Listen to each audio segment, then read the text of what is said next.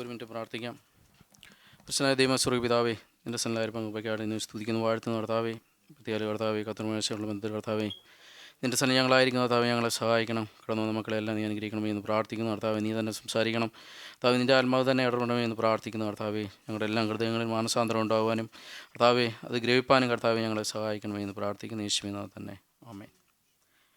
നമുക്ക് ദൈവത്തിൻ്റെ സന്നിധിയിൽ ഒരുമിച്ച് കൂടി വരാൻ കർത്താവ് ഇടയാക്കാനായിട്ട് ഞാൻ ദൈവത്തോട് നന്ദി പറയുന്നു. നമ്മളെ കഴിഞ്ഞ ദിവസങ്ങളൊക്കെയും കർത്താവ് നടത്തി. കർത്താവ് ഈ കടന്നു വന്ന ഈ സിറ്റുവേഷൻ ഇങ്ങനെയൊക്കെ ആണെങ്കിലും നമുക്കിങ്ങനെ കൂടി വരുവാനും എൻ്റെ വചനത്തിൽ നിന്ന് നമുക്ക് ശ്രവിപ്പാനും കൂട്ടായ്മയായിരിക്കാനൊക്കെ കർത്താവ് ഇതിലൂടെയൊക്കെ കടന്നു പോകുമ്പോഴും നമുക്ക് കർത്താവ് സമയങ്ങൾ തരുന്നു. അതിനുവേണ്ടിയുള്ള നീക്കുപോക്കുകളൊക്കെ ഈ രാജ്യത്തിന് മേലും കർത്താവ് കാണിക്കുന്നതിനായിട്ടെല്ലാം നമുക്ക് നന്ദി പറയാം. ഇന്ന് കർത്താവിൻ്റെ മേശയോടുള്ള മധ്യത്തിൽ നമ്മളായിരിക്കുന്നു. നമുക്കൊരു വാക്യം വായിക്കാം. നമുക്കെല്ലാവർക്കും സുപരിചിതമുള്ള വാക്യവും നിലയും കൂടി വായിച്ച വാക്യം തന്നെയാണ്. 1 കൊരിന്ത്യർ 10 അതിൻ്റെ 16 വാക്യം 17 വാക്യങ്ങൾ. നാം അനുഗ്രഹിക്കുന്ന അനുഗ്രഹപാത്രം ക്രിസ്തുവിൻ്റെ രക്തത്തിൻ്റെ കൂട്ടായ്മയല്ലയോ? നാം നുറുക്കുന്ന അപ്പം ക്രിസ്തുവിൻ്റെ ശരീരത്തിൻ്റെ കൂട്ടായ്മയല്ലയോ? അപ്പം ഒന്നാകൊണ്ട് പലരായ നാം ഒരു ശരീരമാവുന്നു. നാം എല്ലാവരും ഒരേ അപ്പത്തിൻ്റെ അംശികൾ ആകുന്നുവല്ലോ. നമ്മൾ ശേഷം ചില വാക്യങ്ങളിലൂടെ നമുക്ക് വായിക്കാം. അതിൻ്റെ 1-ാമത്തെ അധ്യായത്തിൻ്റെ ചില വാക്യങ്ങളിലൂടെ നമുക്ക് ഇതിനോടുള്ള മധ്യത്തിൽ വായിക്കാം. അതെല്ലാം ഒന്ന് വായിച്ചു കഴിഞ്ഞാൽ നല്ലതായിരുന്നു. അതിൻ്റെ 2-ാമത്തെ വാക്യം, ക്രിസ്തു യേശുവിൽ വിശുദ്ധീകരിക്കപ്പെട്ടവരും അവിടെയും ഇവിടെയും എവിടെയും നമ്മുടെ കർത്താവായ യേശു ക്രിസ്തുവിൻ്റെ നാമത്തെ വിളിച്ചപേക്ഷിക്കുന്ന ഏവരോടും കൂടെ വിളിക്കപ്പെട്ട വിശുദ്ധന്മാരുമായവർക്ക് തന്നെ എഴുതുന്നത്. അപ്പോൾ ഇതിനകത്ത് എഴുതിയിരിക്കുന്ന ഒരു കാര്യം, ക്രിസ്തു യേശുവിൽ വിശുദ്ധീകരിക്കപ്പെട്ടവരും അവിടെയും ഇവിടെയും എവിടെയും നമ്മുടെ കർത്താവായ യേശു ക്രിസ്തുവിൻ്റെ നാമത്തെ വിളിച്ചപേക്ഷിക്കുന്ന ഏവരോടും കൂടെ വിളിക്കപ്പെട്ട വിശുദ്ധന്മാരായിരിക്കുന്നവർക്കും എഴുതുന്നത്. വിശുദ്ധന്മാരായിരിക്കുന്നവർക്ക് തന്നെ എഴുതുന്നത്. അപ്പോൾ ഇതിനകത്ത് ഒരു കാര്യം കാണുന്നത്, ക്രിസ്തു യേശുവിൽ വിശുദ്ധീകരിക്കപ്പെട്ടവർക്കും അതുപോലെ തന്നെ വിളിക്കപ്പെട്ടവരുണ്ട്, അതിൻ്റെ കൂടെ തന്നെ വിശുദ്ധരായിരിക്കുന്നവർക്കും കൂടെ എഴുതുന്ന ഒരു കാര്യം. അതാണ് അവിടെ ഉദ്ദേശിക്കുന്നത്. അതിന് താഴെ അതിനുശേഷം അതിൻ്റെ 5-ാമത്തെ വാക്യം കൊണ്ട് വായിക്കാം. ക്രിസ്തുവിൻ്റെ സാക്ഷ്യം നിങ്ങളിൽ ഉറപ്പായിരിക്കുന്നത് പോലെ അവനിൽ നിങ്ങൾ സകലത്തിലും വിശേഷാൽ സകല വചനത്തിലും സകല പരിജ്ഞാനത്തിലും സമ്പന്നരായിത്തീർന്നു. അപ്പം അതിനകത്ത് വീണ്ടും എഴുതിയിരിക്കുന്ന ഒരു കാര്യം, കൊരിന്ത്യ സഭയോട് പറയുന്ന ഒരു കാര്യം, അവൻ നിങ്ങൾ സകലത്തിലും വിശേഷാൽ സകല വചനത്തിലും സകല പരിജ്ഞാനത്തിലും സമ്പന്നനായിത്തീർന്നു. അപ്പം ഇതിനകത്ത് എഴുതിയിരിക്കുന്നത് നമ്മൾ വിശുദ്ധീകരിക്കപ്പെട്ടവരാണ്, നമ്മൾ വിളിക്കപ്പെട്ടവരാണ്, വിശുദ്ധരായിരിക്കുന്നവരാണ്. അതുപോലെ തന്നെ എഴുതിയിരിക്കുന്നു നമ്മൾ അവൻ്റെ വിശേഷാൽ സകല വചനത്തിലും സകല പരിജ്ഞാനത്തിലും സമ്പന്നർ ആയിത്തീർന്നവരാണ്. അപ്പോൾ അതിന് ശേഷം താഴോട്ട് അടുത്ത വാക്യം, 7-ാമത്തെ വാക്യം, ഇങ്ങനെ നിങ്ങൾ ഒരു കൃപാവരത്തിലും കുറവില്ലാത്തവരായി നമ്മുടെ കർത്താവായ യേശുവിൻ്റെ പ്രത്യക്ഷത കാത്തിരിക്കുന്നു. അപ്പം ഇതിനകത്ത് വീണ്ടും എഴുതിയിരിക്കുന്നു, ഇങ്ങനെ നിങ്ങൾ ഒരു കൃപാവരത്തിലും കുറവില്ലാത്തവരായി നമ്മുടെ കർത്താവായ യേശു ക്രിസ്തുവിൻ്റെ പ്രത്യക്ഷത കാത്തിരിക്കുന്നു. അപ്പം ഇതിനകത്ത് എഴുതിയിരിക്കുന്നു, ക്രിസ്തുവേശുവിൽ വിശുദ്ധീകരിക്കപ്പെട്ടവരും വിളിക്കപ്പെട്ടവരും വിശുദ്ധരുമായിരുന്നു. അതിനുശേഷം അവൻ്റെ വചനം നമുക്ക് വചനമെല്ലാം അറിയാം. എൻ്റെ വചനത്തിൽ സകല പരിജ്ഞാനത്താലും നമ്മൾ സമ്പന്നരായി തീർന്നവരാണ്.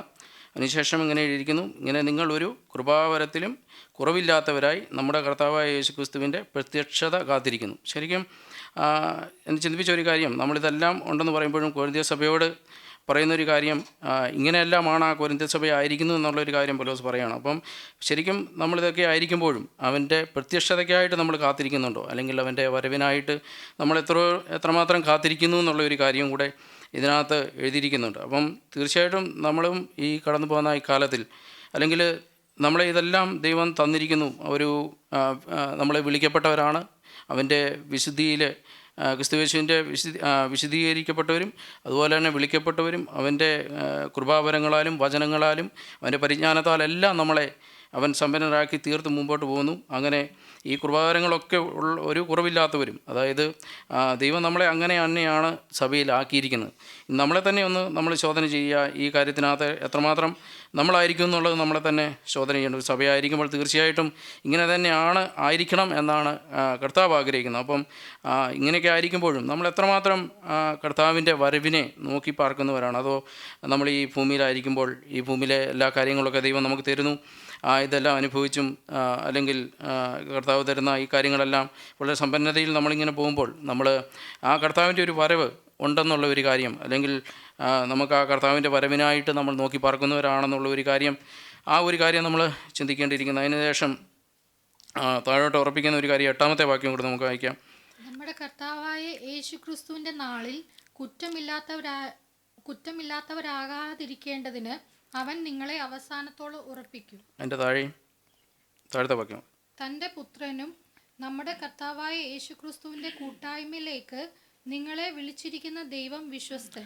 അപ്പം ഇവിടെ പറഞ്ഞിരിക്കുന്ന ഒരു കാര്യം, ഇതൊക്കെ ആയിരിക്കുമ്പോഴും നമ്മുടെ കർത്താവായ യേശു ക്രിസ്തുവിൻ്റെ നാളിൽ കുറ്റമില്ലാത്തവരായിരിക്കേണ്ടതിന് അവൻ നിങ്ങളെ അവസാനത്തോളം ഉറപ്പിക്കും. അപ്പം തീർച്ചയായിട്ടും നമ്മൊരു ഉറപ്പോടാണ് അവിടെ കർത്താവ് തരുന്നത്. അതുപോലെ തൻ്റെ പുത്രനും നമ്മുടെ കർത്താവായ യേശു ക്രിസ്തുവിൻ്റെ കൂട്ടായ്മയിലേക്ക് നിങ്ങളെ വിളിച്ചിരിക്കുന്ന ദൈവം വിശ്വസ്തൻ. തീർച്ചയായിട്ടും കർത്താവ് വിശ്വസ്തനായിട്ട് നമ്മളെ വിളിച്ചിരിക്കുന്നു, നമ്മളിവിടെ കൂടിയിരിക്കുന്നു. നമ്മളെ ദൈവം ഈ സകല കൃപകളാലും കൃപാവരങ്ങളാലും ആ കർത്താവിൻ്റെ വചനം തന്നും വിശുദ്ധിയിലെയും ഒന്നിനും കുറവില്ലാത്തവരായിട്ടാണ് കർത്താവ് നമ്മളെ വിളിച്ചിരിക്കുന്നത്. അപ്പോൾ ഈ ഒന്നിനും കുറവില്ലാത്തവരായിട്ട് നമ്മളെ ദൈവം വിളിച്ചിരിക്കുമ്പോൾ നമ്മൾ തീർച്ചയായിട്ടും നമ്മളെ തന്നെ ചിന്തിക്കേണ്ടിയിരിക്കുന്നു.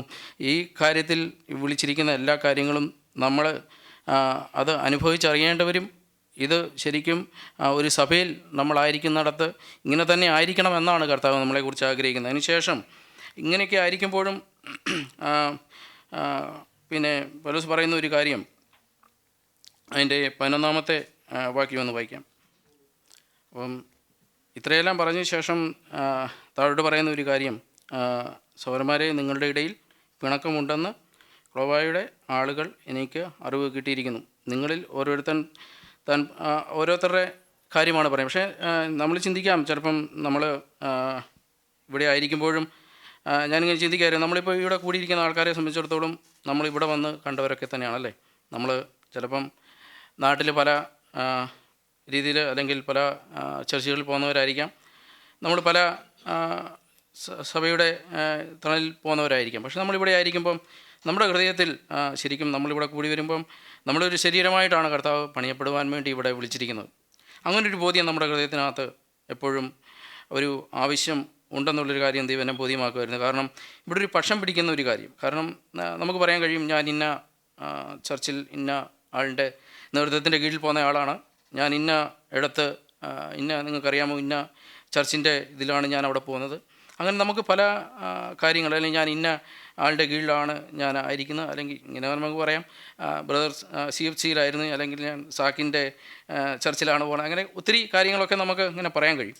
പക്ഷേ ഇങ്ങനെയൊക്കെ ആയിരിക്കുമ്പോഴും നമ്മുടെ ഹൃദയങ്ങളുടെ അവസ്ഥ, ഇപ്പം നമ്മളിവിടെ സഭയായിട്ട് ഒന്നായിട്ടിരിക്കുമ്പോൾ നമ്മളിവിടെ ആക്കിയിരിക്കുന്ന ദൈവത്തിന് ഒരു ഉദ്ദേശമുണ്ടെന്നുള്ളൊരു കാര്യത്തെക്കുറിച്ച് എത്രമാത്രം ഉത്തമ ബോധ്യം നമ്മുടെ ഹൃദയങ്ങളിൽ ഉണ്ടെന്നുള്ളൊരു കാര്യം ആണ് ഞാൻ ദൈവം ചിന്തിപ്പിച്ച ഒരു കാര്യമാണ്. കാരണം അപ്പോൾ നമുക്ക് ഇവിടെ ആയിരിക്കുമ്പോൾ നമുക്ക് അങ്ങനെ ഒരു പക്ഷം പിടിച്ചുകൊണ്ടിരിക്കാൻ കഴിയുമോ? കഴിയത്തില്ല. കാരണം ഇവിടെ നമ്മളെ ആക്കിയിരിക്കുന്നത്, ഇപ്പം ഇവിടെ ഒരു ചുരുക്കം ചിലരായിട്ട് ദൈവം ഇവിടെ നമ്മളെ നിർത്തിയിരിക്കുന്നെങ്കിൽ ദൈവത്തിന് നമുക്കൊരു ഉദ്ദേശമുണ്ട്.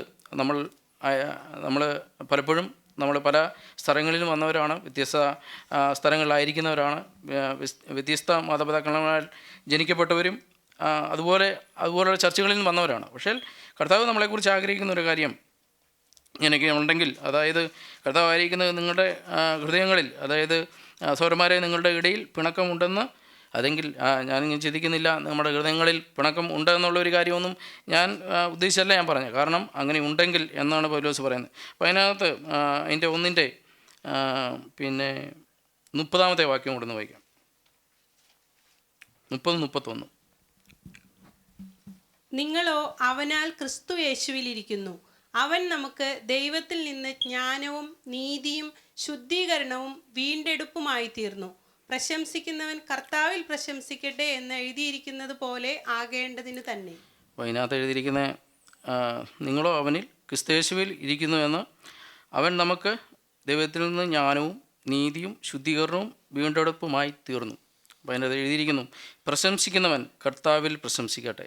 അപ്പോൾ അതൊരു വലിയൊരു കാര്യമാണ്. ഞാൻ ചിന്തിച്ചപ്പം നമുക്ക് എന്തെല്ലാം ഉണ്ടെന്ന് പറഞ്ഞാലും, അല്ലെങ്കിൽ നമുക്ക് ഈ കാര്യങ്ങളെല്ലാം വീണ്ടെടുപ്പും എല്ലാം ആയി തീർന്നുമ്പോഴും നമുക്ക് പ്രശംസിക്കാനുള്ളത് നമുക്ക് ഒന്നിൽ മാത്രമേ ഉള്ളൂ, കർത്താവിൽ. കാരണം നമ്മളെ ഇവിടെ നിർത്തിയിരിക്കുന്നത് കർത്താവാണ്, അല്ലേ? നമ്മൾ ഇതിനകത്ത് പറയുന്നു, ഞാൻ ഇന്ന പക്ഷക്കാരനാണ്, ഞാൻ ഇന്ന ആളാണ്. ചിലർ പറയുന്നു ഞാൻ ക്രിസ്തുവിൻ്റെ ആളാണ്, ഞാൻ പൗലോസിൻ്റെ ആൾ. അല്ലെങ്കിൽ ഓരോരുത്തരുടെ ഇത് പറയുമ്പോഴും നമുക്ക് പറയാൻ, അല്ലെങ്കിൽ നമുക്ക് പ്രശംസിപ്പാൻ, നമുക്ക് എന്താണ് പ്രശംസിപ്പാനുള്ളത്? ശരിക്കും പ്രശംസിപ്പാനുള്ളത് കർത്താവിൽ പ്രശംസിക്കട്ടെ. കർത്താവ് മാത്രമേ ഉള്ളൂ നമുക്ക്, അല്ലേ? നമ്മൾ എവിടെ എന്ത് എല്ലാം പറഞ്ഞാലും കർത്താവാണ് നമുക്ക് പ്രശംസിക്കാനുള്ളത് എന്ന് എഴുതിയിരിക്കുന്നത് എഴുതിയിരിക്കുന്നത് പോലെ ആകേണ്ടത് തന്നെ. അതായത് കർത്താവ് നമ്മളെക്കുറിച്ച് ആഗ്രഹിക്കുന്ന, അല്ലെങ്കിൽ നമുക്ക് പ്രശംസിപ്പാൻ എന്തെങ്കിലും ഉണ്ടെങ്കിൽ നമുക്ക് കർത്താവിൽ മാത്രമേ ഉള്ളൂ.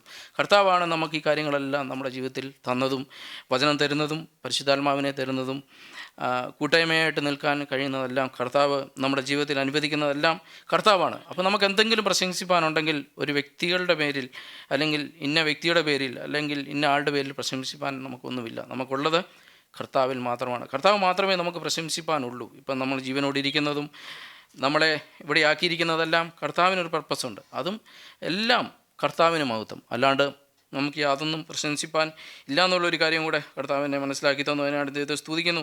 അതിനുശേഷം അതിൻ്റെ 2:4 വാക്യം, നിങ്ങളുടെ വിശ്വാസത്തിന് മനുഷ്യരുടെ ജ്ഞാനമല്ല, ദൈവത്തിൻ്റെ ശക്തി തന്നെ ആധാരമായിരിക്കേണ്ടതിന് എൻ്റെ വചനവും എൻ്റെ പ്രസംഗവും ജ്ഞാനത്തിൻ്റെ വശീകരണവാക്കുകളാലല്ല, ആത്മാവിൻ്റെയും ശക്തിയുടെയും പ്രദർശനത്താൽ അത്രേ ആയിരുന്നത്. പിന്നെ അത് പൗലോസ് പറയുന്ന ഒരു കാര്യം കൂടെ എന്നെ വളരെ ചിന്തിപ്പിച്ച ഒരു കാര്യം, നിങ്ങളുടെ വിശ്വാസത്തിന് മനുഷ്യരുടെ ജ്ഞാനമല്ല, ദൈവത്തിൻ്റെ ശക്തി തന്നെ ആധാരമായിരിക്കേണ്ടതിന് എൻ്റെ വചനവും എൻ്റെ പ്രസംഗവും ജ്ഞാനത്തിൻ്റെ വശീകരണ വാക്കുകളാലല്ല, ആത്മാവിൻ്റെയും ശക്തിയുടെയും പ്രദർശനത്താൽ അത്രേ ആയിരുന്നത്. ഞാനിത് ഇങ്ങനെ ചിന്തിച്ചപ്പോൾ പൗലോസിനെ പറ്റി നമുക്ക് അറിയാം, വളരെ ജ്ഞാനിയായ ഒരു മനുഷ്യനാണ്. നമുക്കറിയാം, അന്നത്തെ കാലത്ത് ഗമാലിയക്കിൻ്റെ പാദപീഠത്തിലിരുന്ന് അഭ്യാസം തികഞ്ഞ് അനേക കാര്യങ്ങളെക്കുറിച്ചും ന്യായപ്രമാണത്തെക്കുറിച്ചും എല്ലാം വളരെ ജ്ഞാനവും, അതിനെ തർക്കിക്കാനും അതെന്താണെന്ന് പഠിപ്പിക്കാനും ഒക്കെയുള്ള ജ്ഞാനവും വിവേകമൊക്കെയുള്ള ഒരു വളരെ ഈ ലോകത്തിലെ, അല്ലെങ്കിൽ അന്നത്തെ കാലത്ത് ആ ലോകത്തെക്കുറിച്ചും അപ്പോഴുള്ള അതുവരെയുള്ള എല്ലാ കാര്യങ്ങളെക്കുറിച്ചും നല്ല ജ്ഞാനമുള്ള ഒരു മനുഷ്യനാണ്. പക്ഷേ പറയുന്നതിൻ്റെ താഴെ ഒരു കാര്യം, എൻ്റെ വചനവും എൻ്റെ പ്രസംഗവും ജ്ഞാനത്തിൻ്റെ വശീകരണ വാക്കുകളല്ല എന്നുള്ളൊരു കാര്യം. കാരണം ആ പഠിച്ച കാര്യങ്ങളിൽ വെച്ചുള്ള ആ പഠിച്ച ജ്ഞാനത്തിൻ്റെയും ആ പഠിച്ച കാര്യങ്ങളിലുള്ള കാര്യങ്ങളല്ല, ശരിക്കും ആത്മാവിൻ്റെയും ശക്തിയുടെയും പ്രദർശനത്താൽ ആയിരുന്നു എന്നുള്ള കാര്യം. കാരണം ആ പൗലോസ് പറയുന്ന അതിനുശേഷം നമുക്കറിയാം എവിടെ വെച്ചാണ് മാനസാന്തരത്തിലൂടെ വരുന്ന കാര്യമൊക്കെ നമുക്കറിയാം, കർത്താവിനാൽ പിടിക്കപ്പെടുന്നതും പിന്നെ കർത്താവിൻ്റെ സന്നിധിയിലേക്ക് കർത്താവിന് വേണ്ടി എപ്പോഴാണ് തിരിയുന്നതെന്നൊക്കെ നമുക്കറിയാം. അപ്പം അതിനുശേഷം ആ ഒരു ജ്ഞാനത്തിലല്ല പൗലോസ് ഈ കാര്യങ്ങളൊക്കെ പറയുന്നത്. പൗലോസ് പറയുന്ന ഒരു കാര്യം, മനുഷ്യ ജ്ഞാനത്തല്ല, ദൈവത്തിൻ്റെ ശക്തി എന്ന് ആധാരമായിരിക്കുന്നത്. എൻ്റെ വചനവും എൻ്റെ പ്രസംഗവും ജ്ഞാനത്തിൻ്റെ വശീകരണ വാക്കുകളല്ല, ആത്മാവിൻ്റെയും ശക്തിയുടെയും പ്രദർശനത്താൽ അത്രേ ആയിരുന്നത്. അപ്പോൾ ഇവിടെയും നമ്മൾ പലപ്പോഴും നമ്മുടെ ഇവിടെ നിന്ന് വചനങ്ങളൊക്കെ സംസാരിക്കുമ്പം, പ്രത്യേകം നമുക്കറിയാം ഇവിടുന്ന് സഹോദരന്മാരൊക്കെ സംസാരിക്കുമ്പം നമ്മൾ ചിന്തിക്കേണ്ട ഒരു കാര്യം, ഇത് അവർ വളരെ പഠിച്ച് അല്ലെന്നുണ്ടെങ്കിൽ അവരുടെ ബുദ്ധിയിൽ നിന്ന് ഇതിങ്ങനെയൊക്കെ പറയണം, ഇങ്ങനെയൊക്കെ ആയിരിക്കണം എന്നൊക്കെ ചിന്തിച്ച് അങ്ങനെ വരുന്ന കാര്യങ്ങളല്ല. ഞാൻ മനസ്സിലാക്കുന്നത് ദൈവത്തിൻ്റെ ഞാൻ ഇപ്പം ഈ വചനം തന്നെ എന്നോട് സംസാരിച്ചുകൊണ്ടിരുന്നപ്പോൾ ഞാൻ പറഞ്ഞ, കർത്താവേ, എനിക്ക് പറയുന്ന ബുദ്ധിയോ ജ്ഞാനമോ ഒന്നും എൻ്റെ ജീവിതത്തിലില്ല. കർത്താവേ, നീ എന്നോട് സംസാരിക്കും. ഞാൻ ഇവിടുന്ന് പ്രാർത്ഥിച്ചുകൊണ്ടിരുന്ന ഒരു കാര്യം, കർത്താവേ, നീ തന്നെ ഇടപെടണം, നീ തന്നെ സംസാരിക്കണം. ഇവിടെ ഇരിക്കുന്നവർക്കും എനിക്കും ഞാൻ ചിന്തിച്ച ഒരു കാര്യം, ഞാൻ ഈ പറയുമ്പോഴും ഞാൻ വളരെ ഭയത്തോടുകൂടി തന്നെയാണ് ഈ കാര്യങ്ങൾ പറയുന്നത്. കാരണം ഇത് ഇവിടെ നിന്ന് പറയാൻ ഈസിയാണ്, പക്ഷേ ഇവിടുന്ന് പറയുമ്പം തീർച്ചയായിട്ടും ഇതിന് വില കൊടുക്കണം. ഇതിന് കർത്താവിൻ്റെ സന്നിധിയിൽ തീർച്ചയായിട്ടും ഞാൻ ഉത്തരം പറയണം. ഈ ഉത്തരം പറയുമ്പോൾ ഈ കാര്യങ്ങളൊക്കെ ഞാനും പറയുമ്പം എൻ്റെ ജീവിതത്തിനകത്ത് ഞാനായിരിക്കുന്ന തലങ്ങളിൽ എന്നെ തന്നെ ശുദ്ധീകരിക്കുകയും എന്നെ തന്നെ വിശുദ്ധീകരിക്കുകയും ആ കർത്താവിൻ്റെ വചനം തന്നെയാണോ എൻ്റെ വായിൽ നിന്നും അല്ലെങ്കിൽ എൻ്റെ പ്രവൃത്തിയിൽ നിന്നെല്ലാം വരുന്നതെന്നുള്ളൊരു കാര്യം, അത് ശരിക്കും പരിശുദ്ധാത്മാവിനാൽ തന്നെ കാര്യങ്ങൾ പറയണം. ഞാൻ ഇന്ന് അവിടെ പോരാൻ നേരത്ത് റൂമിൽ നിന്ന് പ്രാർത്ഥിച്ച ഒരു കാര്യം, കർത്താവേ ഇന്ന് കടന്നു പോകുന്നു, ഇന്ന് എൻ്റെ മക്കളെല്ലാം കടന്നു വരുന്നു, കർത്താവേ നീ സഹായിക്കണം, എല്ലാവരോടും നിൻ്റെ വചനം ഇടപെടണം. എല്ലാവരും കടന്നു വരുന്നത് വിവിധ സാഹചര്യങ്ങൾ ഉള്ളിലൂടെ കടന്നു പോകുന്നവരാണ് നമ്മളെല്ലാം, അല്ലേ? നമ്മൾ വിവിധ കാര്യങ്ങളുണ്ട്, വിവിധ പ്രഷറുകൾ നമ്മുടെയൊക്കെ ഹൃദയത്തിൽ ഉണ്ടായിരിക്കാം. നമുക്കതൊന്നും പറയാൻ പറ്റാത്ത പല അവസരത്തിലൂടെ കടന്നു പോകുന്ന തൻ്റെ മക്കളാണ് കടന്നു വരുന്ന എല്ലാവരും, നമ്മളടക്കം, ഞാനടക്കം എല്ലാവരും. കർത്താവെ അങ്ങനെ ആയിരിക്കുമ്പോൾ തീർച്ചയായും കർത്താവെ നിൻ്റെ പരിശുദ്ധാത്മാവ് തന്നെ അവിടെ സംസാരിക്കണം, പരിശുദ്ധാത്മാവ് ഇടപെടണം. കർത്താവെ സ്വന്തമായിട്ട് ഒരു കാര്യം, സ്വന്തം ബുദ്ധിയിൽ ഊന്നി ഒരു കാര്യം കർത്താവെ പറയാൻ കർത്താവ് ഇടയാകരുത്. അത് എനിക്കും കേൾക്കുന്നവർക്കും ഒരു മാനസാന്തരം, അത് എന്നും ഇത് തുടർന്ന് നമ്മുടെ ജീവിതത്തിൽ കടന്നു പോകുന്ന എല്ലാ മേഖലയിലും കർത്താവെ അത് മാനസാന്തരമായിട്ട് തന്നെ തീരണം എന്നുള്ള ഒരു ആഗ്രഹത്തോടു തന്നെ ഞാൻ പ്രാർത്ഥിച്ച് ദൈവത്തിൻ്റെ സന്നിധിയിൽ ഇന്ന് ഇറങ്ങുവാൻ ഇടയായി തീർന്നു. അപ്പം നമ്മൾ ഈ പലപ്പോഴും ദൈവത്തിൻ്റെ വചനം ഇവിടുന്ന് കേൾക്കുമ്പം ആത്മാവിൻ്റെയും ശക്തിയുടെയും പ്രദർശനത്താൽ തന്നെ ആയിരുന്നു എന്നുള്ള ഒരു കാര്യം. അതുപോലെ തന്നെ അതിൻ്റെ 12-ാമത്തെ അതിൻ്റെ 13-ാമത്തെ വാക്യം 14-ാമത്തെ വാക്യം കൂടെ ഒന്ന് വായിക്കാം. അത് ഞങ്ങൾ മനുഷ്യജ്ഞാനം ഉപദേശിക്കുന്ന വചനങ്ങളാലല്ല, ആത്മാവ് ഉപദേശിക്കുന്ന വചനങ്ങളാൽ തന്നെ പ്രസ്താവിച്ചുകൊണ്ട് ആത്മീകന്മാർക്ക് ആത്മീകമായത് തെളിയിക്കുന്നു. എന്നാൽ പ്രാകൃത മനുഷ്യൻ ദൈവാത്മാവിൻ്റെ ഉപദേശം കൈക്കൊള്ളുന്നില്ല, അത് അവന് ഭോഷത്വമാകുന്നു. ആത്മീകമായി വിവേചിക്കേണ്ടതാകയാൽ അത് അവന് ഗ്രഹിക്കുവാൻ കഴിയുന്നതുമല്ല. അപ്പം ഇതിനകത്ത് എൻ്റെ കാര്യങ്ങൾ എഴുതിയിരിക്കുന്ന 13-ൽ അത് ഞങ്ങൾ മനുഷ്യജ്ഞാനം ഉപദേശിക്കുന്ന വചനങ്ങളാലല്ല, ആത്മാവ് ഉപദേശിക്കുന്ന വചനങ്ങളാൽ തന്നെ പ്രസ്താവിച്ചുകൊണ്ട് ആത്മീയർക്ക് ആത്മീയമായത് തെളിയിക്കുന്നു. അതിനകത്ത് എഴുതിയിരിക്കുന്ന ഒരു കാര്യം, എന്നാൽ പ്രാകൃത മനുഷ്യൻ ദൈവാത്മാവിൻ്റെ ഉപദേശം കൈക്കൊള്ളുന്നില്ല, അത് അവന് ഭോഷത്വമാവുന്നു. ആത്മീയമായി വിവേചിക്കപ്പെടുകയാൽ അത് അവന് ഗ്രഹിക്കുവാൻ കഴിയുന്നതുമല്ല. അപ്പം ഈ പ്രാകൃത മനുഷ്യൻ എന്ന് പറയുമ്പോൾ നമ്മളിവിടെ കടന്നു വരുമ്പം ഞാൻ പറയുന്നില്ല ഇവിടെ ഇരിക്കുന്നതെല്ലാം പ്രാകൃത മനുഷ്യനാണ് അല്ല ഞാനീ പറയുന്നത്. നമ്മളിവിടെ കടന്നു വരുമ്പോൾ തീർച്ചയായിട്ടും നമുക്ക് 2 മനോഭാവത്തോടെ ഇരിക്കാൻ കഴിയും. ഒന്ന്, ഈ ഒരു കാര്യങ്ങളൊക്കെ കേൾക്കുമ്പം ഇത് നമ്മൾ എത്ര കേൾക്കുന്നതാണ്, ഇത് പണ്ട് മുതലേ കേട്ട് വരുന്നു, അല്ലെങ്കിൽ ഞാനായിരുന്ന സഭയിലും ഇത് തന്നെയാണ് കേൾക്കുന്നത്, ഞാൻ സൺഡേ സ്കൂൾ പഠിച്ചപ്പോൾ മുതൽ ഇത് കേൾക്കുന്നതാണ്, അല്ലെങ്കിൽ എനിക്ക് പറയാൻ പറ്റില്ല മാതാപിതാക്കൾ മുഖേന ഞാനിത് കേട്ടുകൊണ്ടിരിക്കുന്നു, ഇത്ര വർഷങ്ങളായിട്ട് ഞാൻ കേട്ടുകൊണ്ടിരിക്കുന്നു. ഇതിങ്ങനെ കേട്ടുകൊണ്ടിരിക്കും പോവും, നമ്മൾ നമ്മുടെ കാര്യങ്ങൾ നോക്കി പോവുക. പക്ഷേ ഇതിനെ എടുക്കേണ്ട തലത്തിൽ എടുത്തില്ല എങ്കിൽ ഈ പറഞ്ഞൊരു കാര്യം സംഭവിക്കുക തന്നെ ചെയ്യും. കാരണം ആ ഒരു കാര്യം നമ്മുടെ ഹൃദയത്തിനകത്ത് ഏറ്റെടുത്തില്ല എങ്കിൽ ആ 2 രീതിയിൽ നമുക്കിരിക്കാം. നമ്മൾ ചിലപ്പം വിശ്വാസികളായിരിക്കാം, നമ്മൾ വിശ്വാസികളുടെ മാതാപിതാക്കളാൽ വിശ്വാസികളായ മാതാപിതാക്കളാൽ ജനിച്ച് വളർത്തപ്പെട്ട് വന്നവരായിരിക്കാം, സൺഡേ സ്കൂളിൽ പഠിച്ചവരായിരിക്കാം, വചനം ധാരാളം കേട്ടവരായിരിക്കാം, നമ്മളുടെ ഡെയിലി നമ്മുടെ ദൈനംദിന ജീവിതത്തിൽ നമ്മൾ വചനം വായിക്കുന്നവരായിരിക്കാം. പക്ഷേ അങ്ങനെ ആയിരിക്കുമ്പോഴും ഈ ഒരു കാര്യത്തിനുള്ള ഒരു സാധ്യത നമ്മുടെ ജീവിതത്തിനകത്തുണ്ട്. കാരണം അതിനെ നമ്മൾ അതിൻ്റേതായ രീതിയിൽ ആ വചനത്തിനെ പരിശുദ്ധാത്മാവിൻ്റെ അത് ആത്മാവാണ് സംസാരിക്കുന്നത്, ദൈവമാണ് സംസാരിക്കുന്നത്, ഇവിടെ ആരിൽ നിന്ന് സംസാരിക്കുന്നു എന്നുള്ള ഇതിലല്ല, ദൈവത്തിൻ്റെ വചനമാണ് സംസാരിക്കുന്നത്, ദൈവത്തിൻ്റെ പരിശുദ്ധാത്മാവാണ് സംസാരിക്കുന്നത് എന്നുള്ള ഒരു കാര്യം അതിനെ ഗ്രഹിക്കുവാൻ നമുക്ക് കഴിയത്തില്ലെങ്കിൽ തീർച്ചയായിട്ടും നമ്മളിവിടെ വന്നിട്ട് പോകുന്നത് ആത്മീയമായി വിവേചിക്കപ്പെടുകയല്ല, അത് അവനത് ഗ്രഹിക്കുവാൻ കഴിയത്തില്ല, അവനതൊരിക്കലും ഗ്രഹിക്കാൻ കഴിയത്തില്ല. കാരണം അവനിത് പണ്ടുതൊട്ടേ കേട്ട് വരുന്നതാണ്. പക്ഷേ അവൻ്റെ ആ ഹൃദയത്തിനകത്ത് ഇത് ദൈവമാണെന്ന് സംസാരിക്കുന്നത്. ഞാൻ ഇങ്ങോട്ട് പോരുന്നതിന് മുമ്പ് ഞാൻ കഴിഞ്ഞ മാസം പരിചയപ്പെട്ട ഒരു വ്യക്തിയുണ്ട് അവിടെ. അപ്പം ഞാൻ ഒരു പ്രാവശ്യം പറഞ്ഞു, അപ്പോൾ ഞാൻ ഇന്ന് വചനം വായിച്ചുകൊണ്ടിരുന്നപ്പോൾ എൻ്റെ ഹൃദയത്തിൽ പെട്ടെന്ന് തോന്നി അവനെ ഇന്ന് വിളിക്കണം. അപ്പോൾ ഞാൻ വിളിച്ചു. അവന് 3 ദിവസമായിട്ട് സവൻ ലീവാണ്, 4 ദിവസമായിട്ട് ലീവാണ്. അപ്പോൾ ഞാൻ ഇന്ന് വിളിച്ചു കഴിഞ്ഞപ്പോൾ എവിടെ അവൻ എന്നോട് പറഞ്ഞു റൂമിലുണ്ട്. അപ്പോൾ ഞാൻ പറഞ്ഞു ഇന്ന് വരുന്നോ? അല്ല അത് ഞാൻ അടുത്ത ആഴ്ച വരാം. അപ്പോൾ ഞാൻ കുറച്ച് കാര്യങ്ങൾ ദൈവവചനത്തോടുള്ള ബന്ധത്തിൽ അവനോട് സംസാരിച്ചു. നിങ്ങൾക്ക് അടുത്ത ആഴ്ച ഇപ്പോഴും നിനക്ക് എന്താ പറ്റിയേ? അപ്പോൾ എന്നോട് പറഞ്ഞു ഇന്ന് ഞാൻ കളിക്കാൻ പോയി, വളരെ ക്ഷീണമാണ്, വരാൻ ബുദ്ധിമുട്ടാണ്, തീരെ വയ്യ. അപ്പോൾ ഞാൻ പറഞ്ഞു അപ്പോൾ അടുത്ത ആഴ്ചയും നിനക്ക് ഇതിലും വലിയൊരു തടസ്സമായിരിക്കും വരുന്നത്, ഇതിലും വലിയൊരു തടസ്സം നിൻ്റെ ജീവിതത്തിൽ വരും. അപ്പോഴും നീ എന്നോട് ഇത് പറയും അത് വരാൻ പറ്റത്തില്ല എന്ന് ഇങ്ങനെ തടസ്സം. പക്ഷേ നീ ഈ കാര്യത്തിനകത്ത് ചെയ്യേണ്ട ഒരു കാര്യം, ഇതിനെ നിനക്ക് ബ്രേക്ക് ചെയ്യേണ്ട ഒരു ആവശ്യമുണ്ട്. അതിനെ ബ്രേക്ക് ചെയ്യണമെങ്കിൽ നീ മനഃപൂർവ്വമായിട്ട് ഈ കാര്യം നീ ചെയ്യണം. അപ്പോൾ അവനൊന്നും വിടുന്നില്ല. അപ്പോൾ ഞാൻ പറഞ്ഞു ഈ ഒരു കാര്യം നിൻ്റെ ജീവിതത്തിൽ ഞാനിത് സംസാരിക്കുമ്പോൾ നീ ഒരു മാനുഷികമായിട്ട് ചിലപ്പം നിനക്കെന്നോട് പകയായിരിക്കാൻ തോന്നി, ഇയാൾക്ക് വേറെ പണിയൊന്നുമില്ല, വിമ്മാത വെള്ളിയാഴ്ച കിടന്നുറങ്ങേണ്ട മനുഷ്യനെ വിളിച്ചിട്ട് വെറുതെ, അങ്ങനെയൊക്കെ നീ ചിന്തിക്കുന്നുണ്ടായിരിക്കും. പക്ഷേ ഞാൻ ഒരു കാര്യം നിന്നോട് പറയാം, നീ ഇതിനു വേണ്ടി മനഃപൂർവ്വമായിട്ട്, ചിലപ്പോൾ നിനക്ക് ഇതിനകത്ത് വലിയ ആത്മീയമായിട്ടുള്ള ഒരു ഇതും തോന്നിയിട്ടുണ്ടാകത്തില്ല, നിനക്കൊന്നും സംഭവിക്കാൻ പോകുന്നില്ല. പക്ഷേ നീ മനഃപൂർവ്വമായിട്ടൊരു സ്റ്റെപ്പ് എടുത്ത് വെച്ച് നീ തീർച്ചയായിട്ടും മുമ്പോട്ട് ഇറങ്ങുകയാണെങ്കിൽ അടുത്ത ആഴ്ചയും നിൻ്റെ തടസ്സങ്ങൾ മാറും. ആ കാര്യങ്ങളിലൂടെ നിനക്ക് കടന്നു പോകാൻ കഴിയും, ദൈവത്തിൻ്റെ വചനം നിനക്ക് ഗ്രഹിക്കാൻ കഴിയും, വായിക്കാൻ കഴിയും, ഒരു കൂട്ടായ്മ നിനക്ക് കിട്ടും എന്നൊക്കെ ഞാൻ പറഞ്ഞു. കുറേ നേരം അവനോട് സംസാരിച്ചു. പക്ഷേ അച്ഛാ ഞാൻ പിന്നെ വിളിക്കാമെന്ന് പറഞ്ഞു. അതിനുശേഷം പിന്നെ അനക്കമില്ല. ഞാനൊരു 1 മണിക്കൂറിന് ശേഷം ഞാൻ വീണ്ടും വിളിച്ചു. അപ്പം കിട്ടിയില്ല. അപ്പോൾ അത് ഞാൻ തിരിച്ചു വിളിച്ചു. അതാച്ചാ ഒത്തിരി എക്സ്ക്യൂസ് പറഞ്ഞു. അപ്പോൾ എന്നോട് പറഞ്ഞു അടുത്ത ആഴ്ച ഞാൻ വരാം. അപ്പോൾ ഞാൻ പറഞ്ഞതിൻ്റെ ഒരു കാര്യം വന്നില്ല. ഞാൻ പറഞ്ഞ ഈ മനുഷ്യരുടെ ഒരു കാര്യം ഇന്നും നമ്മളിവിടെ വന്നിരിക്കുമ്പോഴും ഈ ഒരു മനോഭാവത്തിൽ നമുക്കായിരിക്കാൻ പറ്റും. കാരണം ഈ വചനമൊക്കെ കേൾക്കുമ്പം ഇത് നമ്മൾ പണ്ട് സജീവർ പറഞ്ഞ പോലെ ഒരു തലവേദനയായി തീരുന്ന ഒരവസ്ഥയാണ് ഇത്, പോയി എന്നുള്ളൊരു ചിന്തയിലേക്ക് നമുക്ക് പോകാൻ പറ്റും. കാരണം എന്താണെന്ന് ചോദിച്ചാൽ നമ്മുടെ കാര്യങ്ങളെല്ലാം നടക്കുന്നുണ്ട്, നമുക്ക് ജോലിയുണ്ട്, നമുക്ക് ശമ്പളം കിട്ടുന്നു, അന്നുള്ള കാര്യങ്ങളെല്ലാം നമ്മുടെ നടക്കുന്നുണ്ട്, നമുക്ക് ഭക്ഷണമുണ്ട്, നമ്മുടെ എല്ലാ കാര്യങ്ങളും ഓക്കെയാണ്.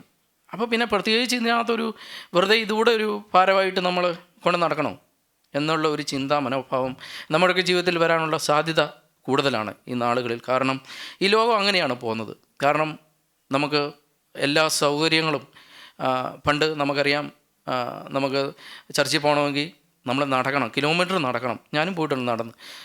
അല്ലെങ്കിൽ വചനം കേൾക്കാനാണെങ്കിലും എല്ലാ കാര്യത്തിനും അതിനുള്ളതായ ഒത്തിരി ബുദ്ധിമുട്ടുകളുണ്ടായിരുന്നു. ഇന്നേ സംബന്ധിച്ചിടത്തോളം ഇതെല്ലാം നമ്മുടെ കയ്യിൽ തുമ്പിലുണ്ട് എല്ലാം.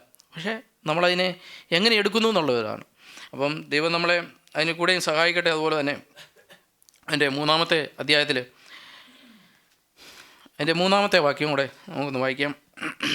നിങ്ങളുടെ ഇടയിൽ ഈർഷ്യയും പിണക്കവും ഇരിക്കെ നിങ്ങൾ ജഡികന്മാരും ശേഷം മനുഷ്യരെ പോലെ നടക്കുന്നവരുമല്ലയോ? ഒരു മിനിറ്റ്, ഇത് ഞാൻ പറയുമ്പം ആരെയും ഞാനിത് ചെയ്തിട്ട് പറയുന്നതല്ല. കാരണം നിങ്ങളുടെ ഇടയിൽ ഈർഷ്യയും പിണക്കവും ഇരിക്കെ നിങ്ങൾ ജഡികന്മാരും ശേഷം മനുഷ്യരെ പോലെ നടക്കുന്നില്ലയോ എന്ന് അവരോടാണ് ചോദിക്കുന്നത്. പക്ഷേ ഇത് നമ്മൾ ഇങ്ങനെയൊന്നും ആയിരിക്കത്തില്ലായിരിക്കാം. പക്ഷേ ഈ ഈർഷ്യയും പിണക്കവും പകയൊക്കെ എന്ന് പറയുന്നത് നമ്മുടെ ഹൃദയത്തിൻ്റെ ഉള്ളിൽ ഒരു കറയായിട്ട് ഡാർക്കായിട്ട് കിടക്കുന്ന ഒരു കാര്യമാണ്. അതിനെന്ന് ചോദിച്ചു കഴിഞ്ഞാൽ നമുക്കറിയാം, ഈ ഈർഷ്യ എന്നൊക്കെ പറയും പല കാര്യങ്ങൾ കേൾക്കുമ്പോൾ നമുക്കൊരു പല ഈ സൗരന്മാരായിട്ട് സംസാരിക്കുമ്പോഴാണെങ്കിലും പുറത്തൊക്കെയാണ് നമുക്കൊരു ഈർഷ്യ മനോഭാവം, ഒരു എന്താ പറയേണ്ടേ, ഇല്ലയെന്നും നമുക്ക് പിണക്കം, ഇതൊന്നും നമുക്കില്ലെന്ന് നമുക്ക് പറയാൻ പറ്റത്തില്ല. കാരണം ഞാൻ എല്ലാവരെയും അടച്ച് ആക്ഷേപിക്കാമെന്ന് ചിന്തിക്കരുത്. എൻ്റെ ഹൃദയത്തിനകത്ത് പലപ്പോഴും പല കാര്യങ്ങളും വീഴ്ചയും പണക്കവും ഉള്ളിൽ പുറത്തോട്ടൊന്നും വരത്തൊന്നുമില്ലായിരിക്കും. പക്ഷേ ഹൃദയത്തിൻ്റെ ഉള്ളിൽ അതൊരു അസൂയയുടെ മനോഭാവം, ഒരു പിണക്കത്തിൻ്റെ, ഒരു ഈർഷ്യയുടെ പല കാര്യങ്ങളും ഉണ്ട്. ഇല്ലയെന്ന് നമുക്ക് പറയാൻ പറ്റത്തില്ല, ഹൃദയത്തിൻ്റെ ഉള്ളിലുണ്ട്. പക്ഷേ ഇത് ചിലർക്കത് പുറത്ത് വരുന്നു, ചിലർക്കത് പുറത്ത് വരുന്നില്ല. ചിലരത് കൊണ്ട് എന്തെങ്കിലുമൊക്കെ പറഞ്ഞ് എൻ്റെ സ്വഭാവത്തോട് എന്ന് വെച്ച് കഴിഞ്ഞാൽ ഞാൻ തന്നെ ചിലപ്പം പറഞ്ഞങ്ങ് തീർക്കും, പുറകെടുത്തോണ്ടങ്ങ് പോകും. അപ്പം ആ ഒരു സുഖം കിട്ടും നമുക്കത് പുറകെടുത്ത് പറയുമ്പോൾ.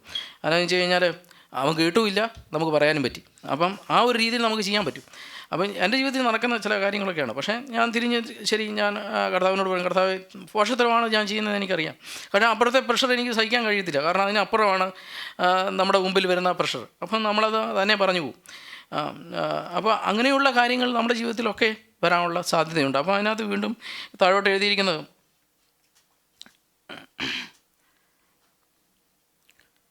അതെ, അങ്ങനെയുള്ള കാര്യമാണ് അതിനകത്ത് എഴുതിയിരിക്കുന്നത്. അതിന് ശേഷം ഞാൻ ഇതൊക്കെ പറയുമ്പോഴും നമ്മൾ തിരിച്ച് അതിൻ്റെ 11-ൻ്റെ 17 ഒന്ന് വായിക്കാം. ഇനി ഞാൻ ആജ്ഞാപിക്കുവാൻ പോകുന്നതിൽ ഞാൻ നിങ്ങളെ പുകഴ്ത്തുന്നില്ല. നിങ്ങൾ കൂടി വരുന്നതിനാൽ നന്മയ്ക്കല്ല തിന്മയ്ക്കത്രേ ഇടയാകുന്നത്. എൻ്റെ താഴത്തെ ഒന്നുകൂടെ. ഒന്നാമത് നിങ്ങൾ സഭ കൂടുമ്പോൾ നിങ്ങളുടെ ഇടയിൽ ഭിന്നത ഉണ്ടെന്ന് ഞാൻ കേൾക്കുന്നു.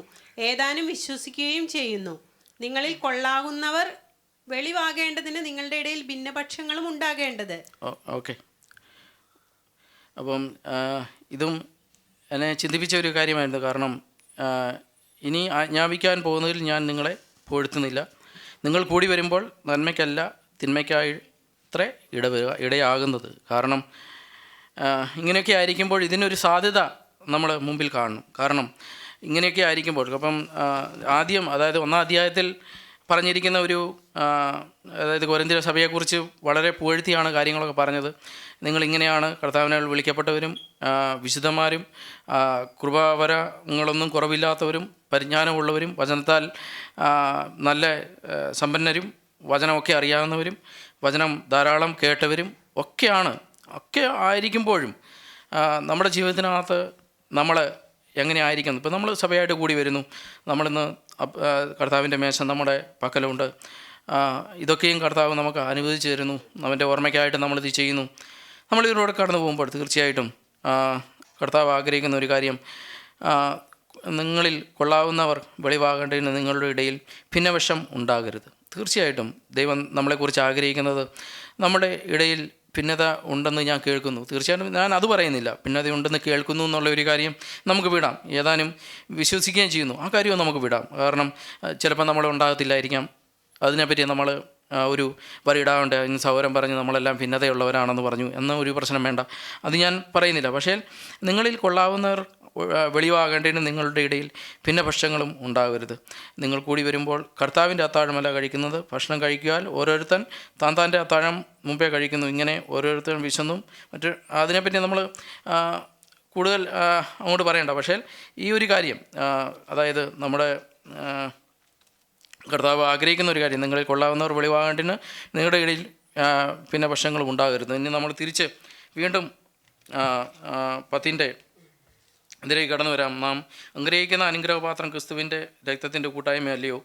നാം നുറുക്കുന്ന അപ്പം ക്രിസ്തുവിൻ്റെ ശരീരത്തിൻ്റെ കൂട്ടായ്മയല്ലയോ? അപ്പം ഒന്നാകുകൊണ്ട് പലരായ നാം ഒരു ശരീരമാവുന്നു, നാം എല്ലാവരും ആ ഒരേ അപ്പത്തിൻ്റെ അംശികൾ ആകുന്നുവല്ലോ. അതെ, തീർച്ചയായിട്ടും നമ്മൾ ദൈവത്തിൻ്റെ സന്നിധിയിലായിരിക്കുമ്പോൾ, ഞാനിതെല്ലാം പറഞ്ഞെന്ന് വെച്ച് കഴിഞ്ഞാൽ, ഞാനും ഇന്നലെ നമുക്കറിയാം, ഇന്നലെ നമ്മൾ കൂടി വന്നു കഴിഞ്ഞപ്പോൾ സുനിൽ വേറെ ചില കാര്യങ്ങളൊക്കെ നമ്മളോട് സംസാരിച്ച് ദൈവത്തിൻ്റെ വചനത്തിൽ നിന്ന് ഇടപെട്ടു. അത് തന്നെയും വളരെ ടച്ച് ചെയ്തു.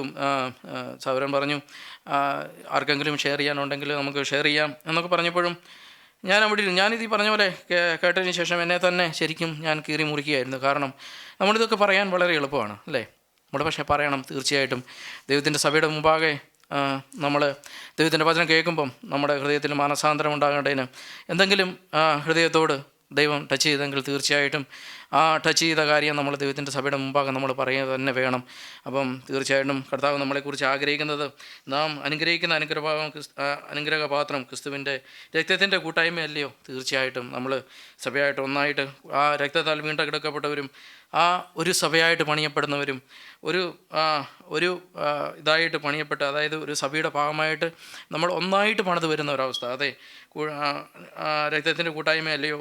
നാം നുറുക്കുന്ന അപ്പം ക്രിസ്തുവിൻ്റെ ശരീരത്തിൻ്റെ കൂട്ടായ്മയല്ലയോ? തീർച്ചയായിട്ടും നമ്മളിത് നുറുക്കി നമ്മൾ പരസ്പരം പങ്കിട്ട് ഒന്നായിട്ടത് നമ്മൾ ഭക്ഷിക്കുമ്പോൾ തീർച്ചയായിട്ടും അവൻ്റെ ശരീരം തന്നെയാണ്, അല്ലെങ്കിൽ അവൻ്റെ ശരീരം നമ്മൾ ഒന്നായിട്ട് ആ കാര്യങ്ങൾ നമ്മൾ ചെയ്യുന്നു. അതിനുശേഷം എഴുതിയിരിക്കുന്നു, അപ്പോൾ ഒന്നാകൊണ്ട് പലരെ നാം ശരീരം ഒന്നാകുന്നു, നാം എല്ലാവരും ഒരേ അപ്പത്തിൻ്റെ അംശങ്ങളാകുന്നല്ലോ. ജഡപ്രകാരം അതിൻ്റെ മേളിൽ നാം അനുഗ്രഹിക്കുന്ന അനുഗ്രഹപാത്രം ക്രിസ്തുവിൻ്റെ രക്തത്തിൻ്റെ കൂട്ടായ്മയല്ലയോ? അല്ലയോ? നാം നുറുക്കുന്ന അപ്പം ക്രിസ്തുവിൻ്റെ ശരീരത്തിൻ്റെ കൂട്ടായ്മയല്ലയോ? വീണ്ടും അത് തന്നെ പറയുന്നു. അപ്പം തീർച്ചയായിട്ടും ഞാൻ എന്നെ തന്നെ ദൈവത്തിൻ്റെ സഭയിൽ സമർപ്പിക്കുന്നു. കാരണം ഇന്ന് ദൈവം എന്നോട് സംസാരിച്ച ദൈവത്തിൻ്റെ വചനത്തിനായിട്ട് ഞാൻ ദൈവത്തോട് നന്ദി പറയുന്നു. കാരണം നമുക്ക് ഈ അനുഗ്രഹപാത്രങ്ങളെല്ലാം തന്നിരിക്കുമ്പോഴും, നമ്മുടെ ക്രിസ്തുവിൻ്റെ കൂട്ടായ്മയിലായിരിക്കുമ്പോഴും, ക്രിസ്തു നമ്മളെ വിളിച്ചിരിക്കുമ്പോഴും, കർത്താവിൻ്റെ സന്നിധിയിൽ നമ്മളെല്ലാ അനുഗ്രഹങ്ങളും ഉള്ളവരായിട്ട് സഭയുടെ ഭാഗമായിട്ട് നമ്മളെ ദൈവം നിർത്തുമ്പോഴും, കർത്താവ് നമ്മളോട് ചോദിക്കുന്ന ഒരു കാര്യം, നമ്മുടെ ജീവിതത്തിനകത്തൂടെ എന്തൊക്കെയാണ്, എങ്ങനെയായിരിക്കും എന്നുള്ളത് നമ്മുടെ ഹൃദയങ്ങളെ തന്നെ നമുക്കൊന്ന് പരിശോധിക്കാം, നമ്മളെ തന്നെ ദൈവത്തിൻ്റെ സന്നിധിയിൽ ഏൽപ്പിച്ചു കൊടുക്കാം. ദൈവം നമ്മളെ സഹായിക്കട്ടെ. ആമേൻ.